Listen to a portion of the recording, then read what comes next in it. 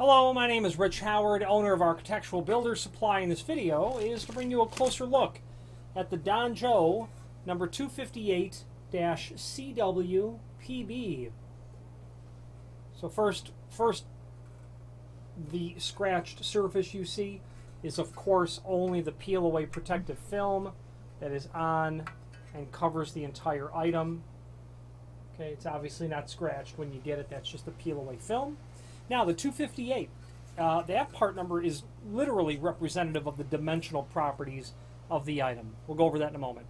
The CW in the part number means that the latch bolt areas are depressed or prepped or mortised. You can also get this in a flat front version, which I believe is a VF. If you change the CW for a VF, you'd literally get that without the mortise preps, and it'd be flat with just a hole for the latch bolt to stick out of. The PB, that means two things really. It means that it's solid brass in a polished brass finish. Okay. Now the 258, that means literally that you are dealing with a plate that is 4.5 inch wide, that is 12 inch tall, that has two holes for a lock and a deadbolt that are at 5.5 inch centers. Center to center is 5.5 inch, and that they are at 2 3/4 back set, and that it's for 1 3/4 door. The 258 literally conspires to mean all of those things. Okay, different center to centers are available from Donjo as well. The 3 5/8, a 6 inch as well they can do. There is a link. Oh, and the other thing it means, of course, is that both holes are 2 1/8 inch diameter. Top and bottom holes will be 2 1/8. There is a link below this video to a document called Template that allows you to review this item dimensionally, all the dimensions, that even those that we've not covered. Refers to the different finishes that it's available in: polished brass, antique brass, satin bronze, oil rubbed bronze, and it's really not an oil rubbed bronze from Donjo. It will be a powder coated dark bronze over stainless steel. It will be complementary, but it will not be oil rubbed bronze. And a 630 finish, which is satin finish or brushed finish stainless steel. Now, this is going to include some screws.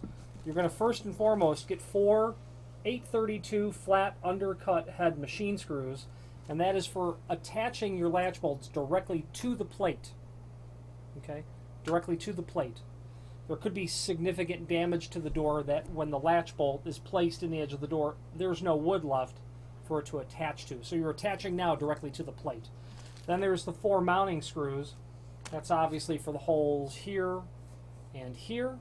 Now when I install these, I will do a dry fit, and I want to just see how tight I can get that. And I generally always need to go in and mortise out the edge of the door to accommodate for that depression where the latch bolt's going to sit. That's always got to happen, unless it's significantly damaged. Once I know I've got a good dry fit, I'll try to test it in the door and make sure that I'm going to get the sort of closure that I need. Very occasionally, I've got to get in there and mortise the edge of the door down just a 1/16 or an 1/8 to get this really flush to the edge of the door. The problem with that then being is that you've got maybe a little problem with the back set. You might have to ovalize the holes, whatever the case might be. Generally, in residential construction, you've got enough margin to get this installed, and the door will still work reasonably well. When I'm pre-drilling the holes for the screws, I like to take that pre-drill and run I'll exaggerate, but pre-drill the hole on an angle 1 or 2 degrees, so that when I run the screw in, it will work to draw the plate back nice and tight as possible. Okay. You're going to want to dry fit everything. Make sure the lock fits, make sure everything's good before you permanently attach it. Once you've drilled those holes, it's hard to make any adjustment, because your adjustment generally will be quite minor. You might have to get into drilling and doweling the hole. That's just my experience about how I go about doing it. Now, the name Donjo is synonymous with door reinforcing or wraparound plates and latch guards. That's what everybody knows Donjo for.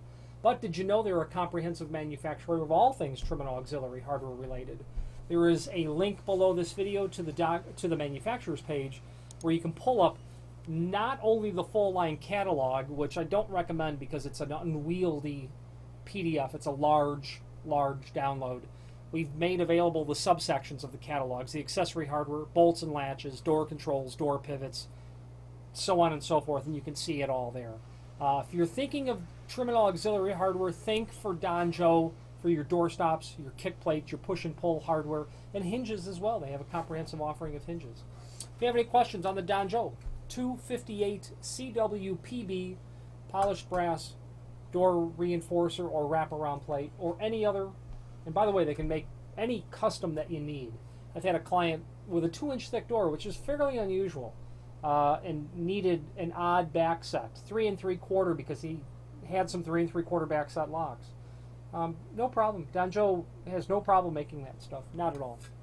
Any questions on the 258 CWPB door reinforcer or any other Don Joe product, please feel free to reach out to us. Thank you.